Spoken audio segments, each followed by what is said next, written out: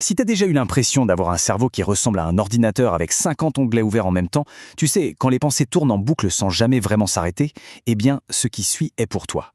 On va plonger ensemble dans ce sujet pour comprendre comment, enfin, faire un peu de place là-haut.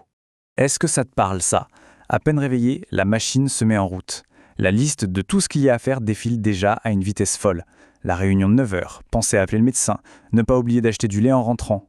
La journée vient à peine de commencer, mais dans ta tête, c'est déjà une course contre la montre. Il faut bien comprendre une chose. Cette sensation, ce n'est ni un défaut d'organisation, ni un signe de faiblesse. Non, c'est le poids bien réel d'une charge de travail qui est totalement invisible. Une liste de tâches mentales qui, elle, ne prend jamais de vacances. Et c'est une expérience qui est épuisante, mais surtout incroyablement partagée. D'ailleurs, cette surcharge elle a des conséquences très concrètes. Est-ce que ça t'arrive d'avoir du mal à te détendre vraiment, même quand tu as du temps libre? Ou bien d'oublier des trucs importants alors que tu fais des efforts pour tout retenir? Peut-être que tu te sens irritable, un peu à fleur de peau, sans savoir pourquoi. Ou alors tu ressens cette petite anxiété de fond là, qui ne te quitte jamais.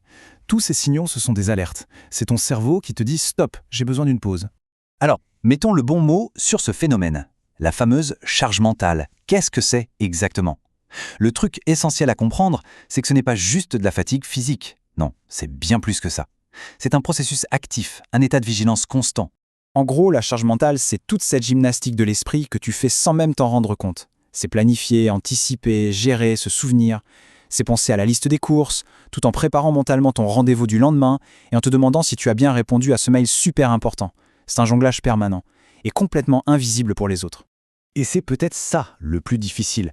Tout ce travail, il se passe à l'intérieur de ta tête. Pour ton entourage, c'est imperceptible. Mais pour toi, pour la personne qui le porte, c'est un poids qui est bien là, bien réel. Une évidence parfois écrasante. D'accord. Mais alors, pourquoi notre cerveau en arrive à ce point de saturation? Eh bien, il y a des raisons qui sont liées à notre propre biologie, et puis il y a aussi quelques pièges tendus par notre mode de vie moderne. Retiens bien ce chiffre, 7 plus ou moins 2. En gros, c'est le nombre d'informations que notre mémoire de travail, un peu comme la mémoire vive d'un ordinateur, peut gérer en même temps. Pas plus. Le problème, c'est que le monde d'aujourd'hui nous pousse constamment à dépasser cette limite. Et comme un ordi, quand on lui en demande trop, notre cerveau sature. Il ralentit et parfois, il plante. Et voilà l'un des plus grands pièges de notre époque, la disponibilité permanente. Notifications, emails, réseaux sociaux, notre système nerveux est constamment en alerte, sur le qui-vive. Pour faire simple, la théorie polyvagale nous explique qu'à force, notre cerveau reste un peu bloqué en mode survie, même quand il n'y a aucun danger. Et le résultat, c'est un corps tendu et un esprit qui n'arrive jamais, au fond, à se mettre en pause. Les conséquences de tout ça, elles se jouent sur deux tableaux. D'un côté, le corps, qui finit par parler. Troubles du sommeil, problèmes de digestion, tension musculaire, maux de tête, avec, en bout de course, le risque de burn-out. Et de l'autre, nos relations. On a moins de patience, donc ça crée plus de conflits, ce qui installe une distance. Et cette tension relationnelle vient ajouter encore une couche à la charge mentale. C'est un véritable cercle vicieux. Ok, le constat est là. Mais la bonne nouvelle, c'est qu'on n'est pas obligé de subir ça. Il n'y a pas de fatalité. Alors, voyons ensemble 3 stratégies concrètes, des outils pratiques pour commencer à souffler et à recréer un peu d'espace à l'intérieur. Notre plan d'action, il est simple, mais il est puissant. Premièrement, sortir les informations de sa tête. Deuxièmement, apprendre à lâcher le contrôle. Et troisièmement, une étape absolument cruciale, réguler son système nerveux. Allez, on regarde ça en détail. La toute première stratégie part d'une idée fondamentale. Ton cerveau est fait pour avoir des idées, pour créer, pas pour stocker des informations. Alors on externalise. On prend une feuille, un carnet et on fait un brain dump. On vide tout ce qui nous passe par la tête, sans filtre. Ensuite, on applique la technique du salami. On découpe les grosses tâches en toutes petites actions. Et enfin, on priorise. Tout n'est pas urgent et important, il faut faire des choix. La deuxième stratégie, elle est peut-être plus difficile, parce qu'elle touche à notre besoin de contrôle. Il s'agit d'apprendre à lâcher prise. Ça commence par questionner cette petite voix qui nous dit « personne ne le fera aussi bien que moi ».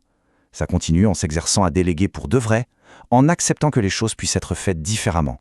C'est un acte de confiance envers les autres, mais aussi envers soi-même. Et on arrive à la troisième stratégie qui s'adresse directement à notre corps. Et là, attention, on ne parle pas de pensée positive ou de méthode Coué, non, on parle de physiologie pure. Des choses comme la cohérence cardiaque, quelques minutes de marche dans la nature, ou même des petits rituels pour bien marquer la fin de la journée de travail. L'objectif, c'est d'envoyer un message clair à notre corps. C'est bon, le danger est passé, tu peux te détendre. C'est une excellente question, ça. On a des outils, des techniques, mais parfois on a beau faire, on a l'impression de vider l'océan à la petite cuillère. Ce sentiment de surcharge persiste. Alors qu'est-ce qui se passe quand les astuces de surface ne suffisent plus? C'est là que l'image de l'iceberg est très parlante. Souvent, la charge mentale qu'on ressent, ce n'est que la partie visible. Le vrai problème, ce n'est pas un manque d'organisation, c'est le symptôme de quelque chose de bien plus profond. Une anxiété qui est là depuis longtemps, une relation qui nous draine toute notre énergie, ou même une blessure du passé qui n'a jamais vraiment été guérie. C'est pour ça que pour un soulagement qui soit vraiment durable, il est parfois nécessaire d'aller voir ce qui se cache sous la surface. Il ne s'agit plus de gérer les symptômes en surface, mais de comprendre et de traiter les causes profondes qui alimentent cette surcharge en permanence. S'il y a vraiment une chose que j'aimerais que tu retiennes de tout ça, c'est celle-ci. La charge mentale, ce n'est pas une fatalité. Ce n'est pas juste qui tu es. Vois ça plutôt comme un signal d'alarme.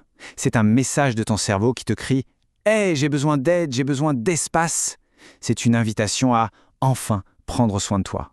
Alors si tu sens que c'est le moment pour toi de poser un peu tes valises, d'alléger ce poids devenu trop lourd, je t'invite à faire le premier pas. Discutons-en ensemble, voyons où tu en es et comment je peux t'aider à retrouver ton souffle. Pour ça, je te propose un appel découverte, il est offert, tu peux le réserver directement sur mon site www.adeline-paolini.com. Voilà, j'espère sincèrement que ces quelques minutes t'ont apporté des clés, un peu de clarté et surtout l'espoir que oui, les choses peuvent changer. N'oublie jamais, retrouver de la légèreté, ce n'est pas un luxe, c'est essentiel. Prends bien soin de toi.